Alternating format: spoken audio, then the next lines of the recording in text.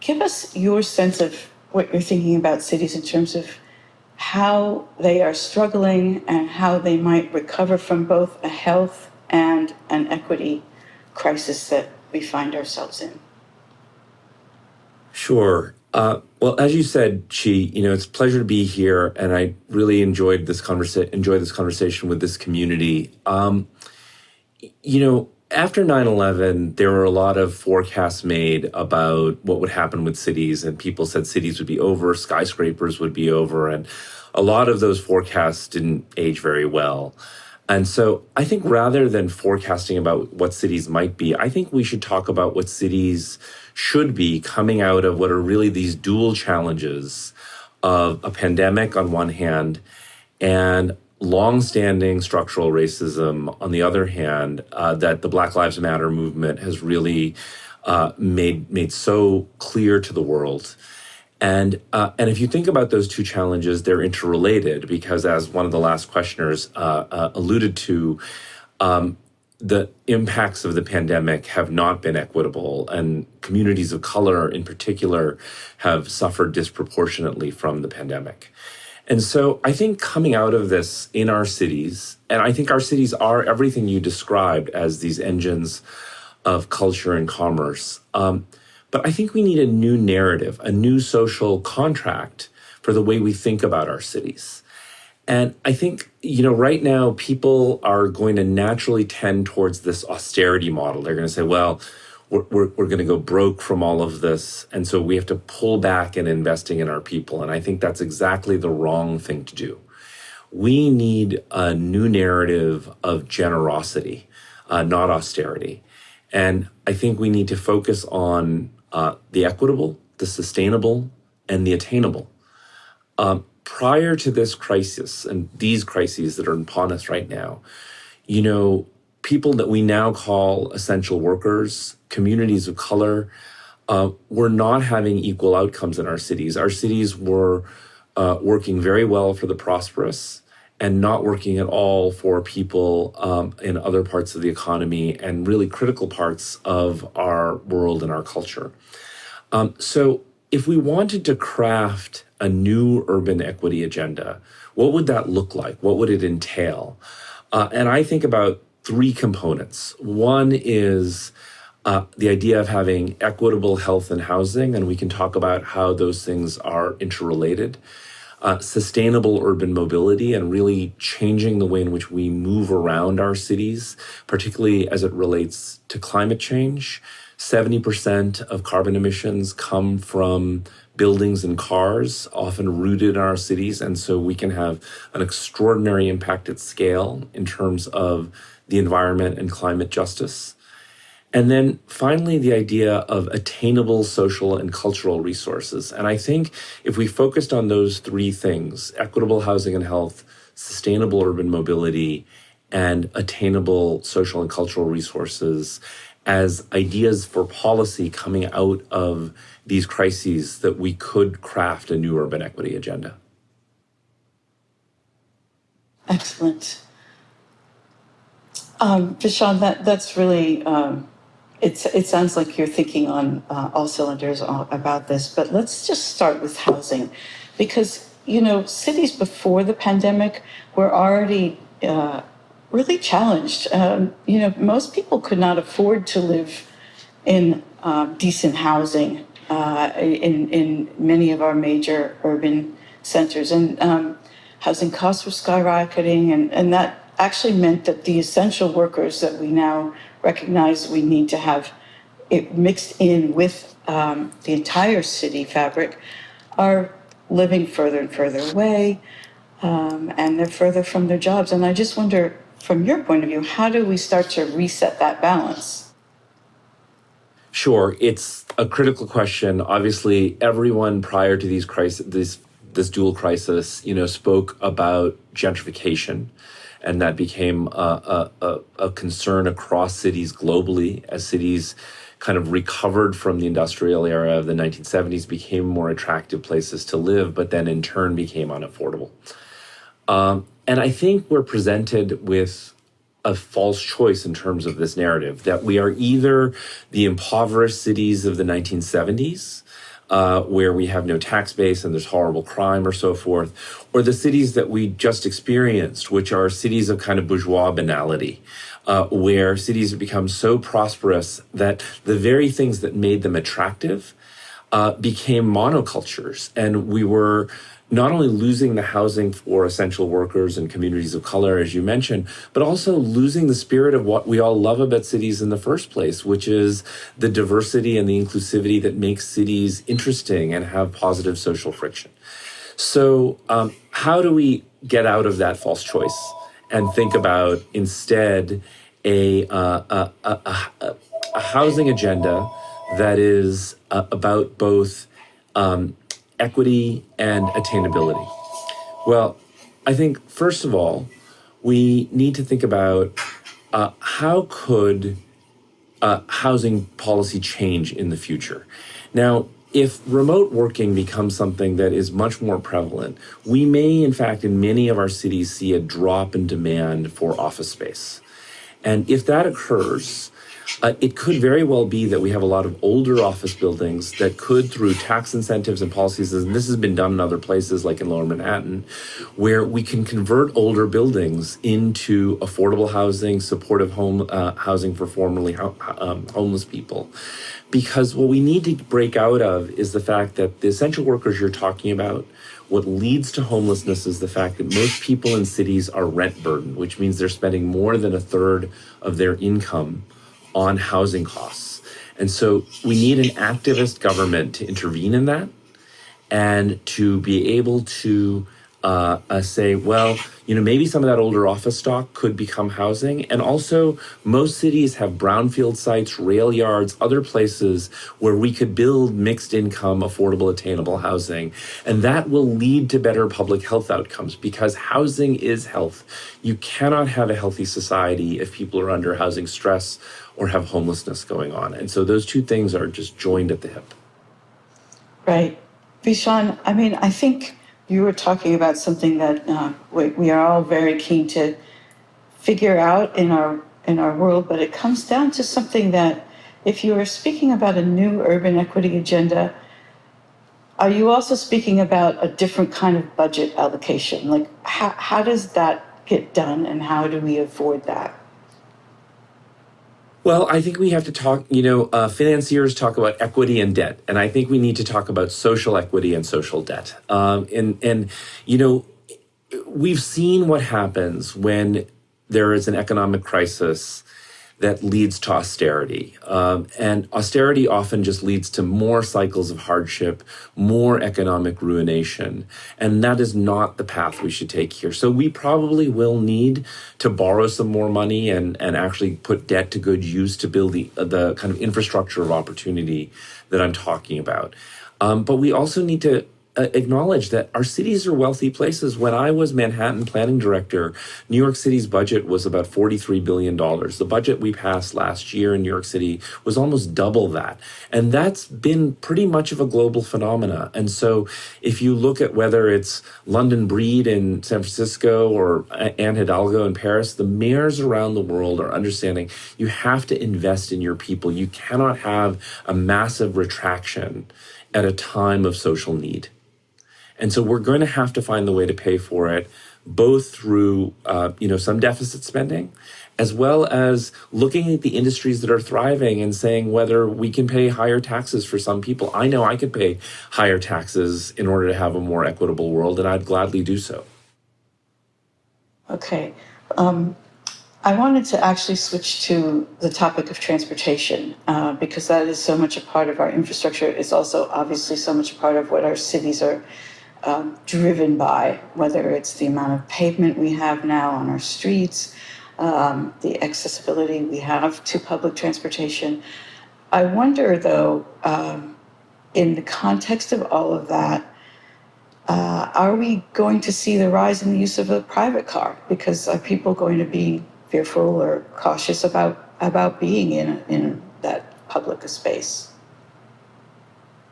Well, This is a great question. It's a big concern. Many people are concerned that as certain cities recover, we're going to see widespread use of private automobiles. And, you know, mass transit was not the problem here. And I think both density and mass transit have been painted with a rather negative brush when it comes to the COVID situation, because, we just heard from Singapore, there are places that are quite dense that have survived the COVID crisis much better than a lot of the cities in the West have, despite the use of mass transit. And so mass transit can be made to be safe. But I think what we really need to do is step back and look at what happened, which is, most of our cities have about 30%, a full 1/3 of their of their land committed to roads. Right? It's a staggering figure to think of a third of Tokyo or a third of New York being committed to roads. And then the majority of that road space is used by private vehicles today. And I think we need to completely rethink that equation. And again, in the spirit of equity and ecology, reuse that public space in terms of express buses that could be spaced so that you had more social distancing on buses while you needed them, because you had many more of them. Walking and biking has proved to be a very effective means of transport in the COVID environment, as long as people are keeping their distance. And I think, in terms of both the ecology, in terms of urban human connectedness, all of that is so much more possible if we stop using roads solely for cars, and especially private cars, because the problem here is not a technological problem, it's a spatial problem. If you look at how much space a person in a car takes up versus a bicycle or a pedestrian, I don't care whether the car is autonomous or electric or whatever it is, it just takes up too much space per person. And that's what we need. We have the space in our cities to move around in a much more efficient, ecological, timely manner, and in a way that's much more pleasant for people in terms of quality of life, if we simply give more of our streets over to people as opposed to cars. Right. And we do see that happen. And I believe Helen is here with questions from our community. Okay, the first question I want to bring up is from Kira. Kira Gaunt from our community. Can we bring that up? How might the long-term fracturing of families in urban cities, especially for Black families, given higher rates of unemployment, sickness, the impact of the gig economy, and even the lack of property ownership and the dominance of women-headed households, need to be written into a new equity agenda?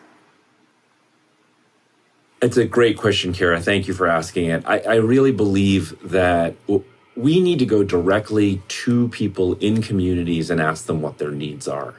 For too long, we've been, in architecture, we talk, Vitruvius and Leonardo drew the Vitruvian man, which was, the man and the circle and the square. And then Le Corbusier drew the modular man. And it was always about the man, right? And it was always about this kind of idealized idea of what the human being that you design for or the family that you design for. And I think we instead need to go to communities and ask them what their needs are, in terms of what their family structures are and how to then build for them. And understanding and resuscitating the idea of public housing that works, and public housing that isn't just top down, but public housing that is bottom up in terms of understanding what people's needs are and how we can address those needs through investment in our communities and building for our communities. Excellent. Let's move to another question. This one from Ian Firth, who says, in your 2018 TED Talk, you challenged us to conceive and plan cities differently. Now, with an urgent focus on low carbon and healthy public spaces, how can we quickly instigate better urban transportation systems that prioritize healthy and low emission systems? Ian, wonderful to hear from you. I think it builds on the question she asked me, which is really this, I think there's a moment we have right now to leverage the emptiness. To the extent that we don't have congestion in our cities, for the first time, we have blue skies over New Delhi. It's mind-blowing. And, I think this is a moment when we can leverage the emptiness and say, do we want to, once we have a vaccine, or a treatment? Do we really want to go back to those congested cities? And I think most people would say no.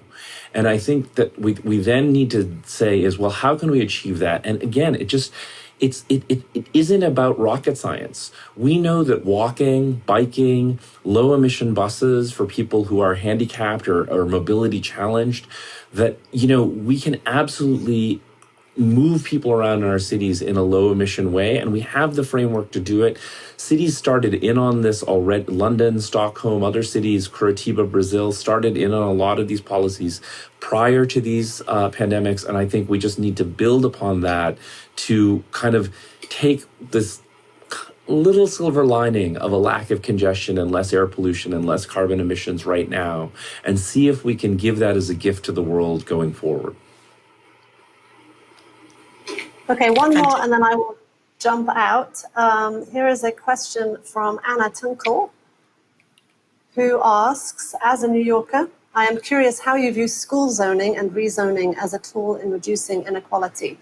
Do you expect COVID and its aftermath to accelerate the divide between those who can and cannot afford good education?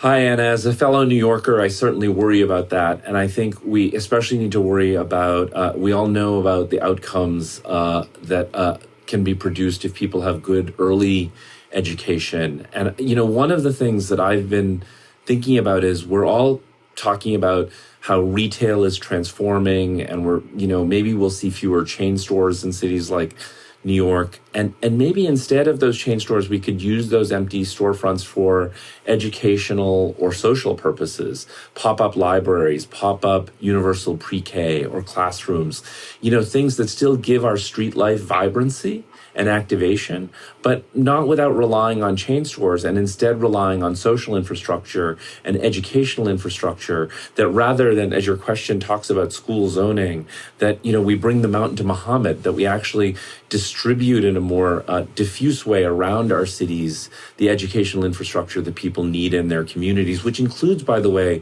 things like vocational training and senior education. So we, create a kind of cradle to grave educational system that's a kind of street infrastructure across our cities. I think that's possible in a world in which we're going to see fewer chain stores. Wonderful. I will be back. Thanks, Helen. Vishaan, that reminds me of something that you've spoken about before, which is the sort of the more locality, like the idea that we see in Paris right now, where, essential needs and essential community needs are not with, not necessary for us to travel across town or even, have to get on any public transportation to get our needs. And I know that that's a model that you are very enthusiastic about, but could you say more about how that would work in other cities outside of an enlightened place like Paris? Well, it's interesting because I think, Chee, that model begins in even small agrarian villages. Like I think about farming villages I visited in Japan, or the one my father was born in India, where even, the farmers live at this very intimate scale, and then they go out and tend their fields, and then they come back to a community. And that community has shared infrastructure, shared social services. And I think that is a paradigm that can be replicated and also kind of tailored to the individual cultures and places and climates all around the world. And so to me, this isn't just about Paris or Tokyo or Singapore. It's really, I think, the human instinct of why do people live in collectives to begin with? And it isn't just out of economic circumstance. We know through the history of humanity that people actually like being together, and that we're seeing this test now as we're all working remotely, but we all miss each other, right? I know I miss giving you a hug. And so we don't get to do that in person anymore. And I think it's a basic human need. And so this idea that we can create that kind of village living at a lot of different scales for a lot of different societies, a lot of different cultures, a lot of different climates, is absolutely possible. It's ecological, it's fun, it's joyous, it's part of our cultural life in terms of how we create culture. So I think that's possible at all scales and in lots of different places. I'm really looking forward to all of that. Vishaan, tell me, what are you thinking now in terms of how dramatically office life will change? Do you feel like things will ever be back to some version of what we used to know, or are we really setting a course for something new? Well, it's a great question. A lot of people are obviously concerned about this. I mean, I'm trying to stay out of the fortune telling business, but I do, what I can imagine is that, again, after 9/11, people said office space was dead and it would never get built again. And obviously that didn't turn out to be true. I know that as an architect and, in my studio, we're itching to get back to the office. We know that there's an opportunity cost to working this way. But at the same time, there may be people who have really difficult commutes who, they and their CEOs might have kind of aligned goal of saying, the employer says, I don't really want to pay for that cubicle. And the employee says, I don't really want to commute to that cubicle every day.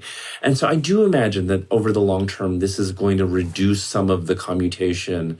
And so I think it will be a mixed situation. But I do believe that in a lot of industries, we still need that face-to-face serendipitous contact that sparks innovation and sparks creativity. And so I still fully believe in that and fully believe that that will be part of why cities recover from all of this. But, I think the other thing to say about that is that I'm in the middle of writing my next book, and there's so much interesting history associated with how cities changed in the course of pandemics.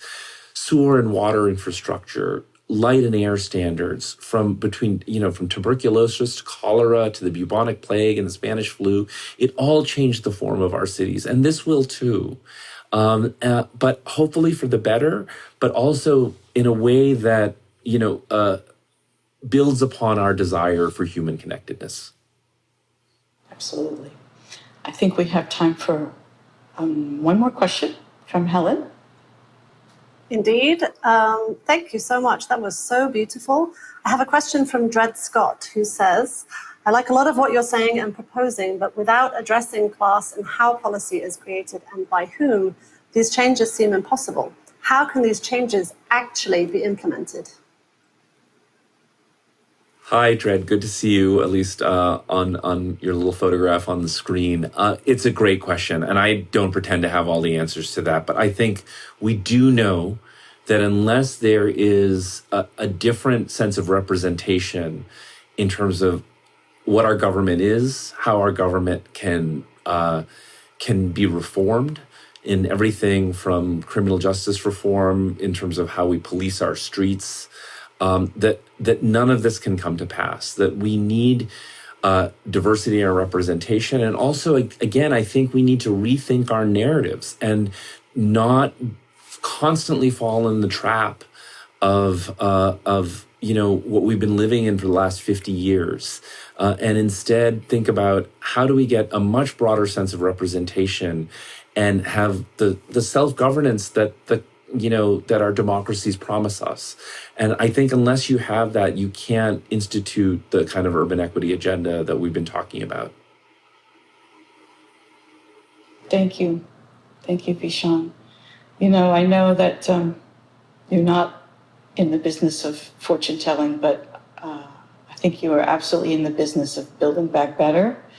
I think that your ideas and your initiatives are more needed now than ever.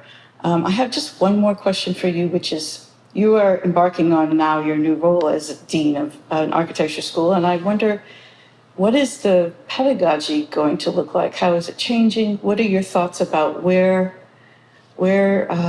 even the whole education of those people who build our environments, how will that shift? It's on my mind constantly, obviously, as an incoming dean. And this, I think, relates back to the question we got from Dred Scott, because I have so much hope when I see, Berkeley is a big public university. In my undergraduate body, 41% of my students are first generation. We have a lot of diversity and inclusion. We're going to get a lot more diversity and inclusion, I hope, in the coming years. And those students will go out and become our future leaders. And it's in those students, I mean, they ask me really tough questions about how we're going to diversify our faculty and diversify our pedagogy. And I think one of the big questions that a lot of the students have is, what's their instrumentality in all of this? How do they take what they learn and become urban planners, landscape architects who really change the narrative and change how we implement policy on the ground? Berkeley is obviously right next to Oakland, and there's just so much to do in terms of listening to that community and working with that community. Our good friend Walter Hood has been doing that for decades. And I just think that Berkeley is one of these places as a big public university that really gives me hope because of the students and the faculty and what impassions them. And I do think pedagogy will change as a consequence of all of this, because we have to look at everything through this frame of what is equitable, what is sustainable, and what is attainable. Yeah, that's a lot of new thinking for the architecture field, but we welcome that, Vishaan. Helen? I'm just here to say thank you. Thank you so much for sharing your thoughts and wisdom with us today. It was amazing, and I wish you the best of luck as you desert New York for the West Coast, which is really outrageous. Oh, no. I'll be back. It. It was lovely to see you. Thank you. It was an honor and a privilege. Thank you Thank so you, much. Vishaan. Thank you. Thank you.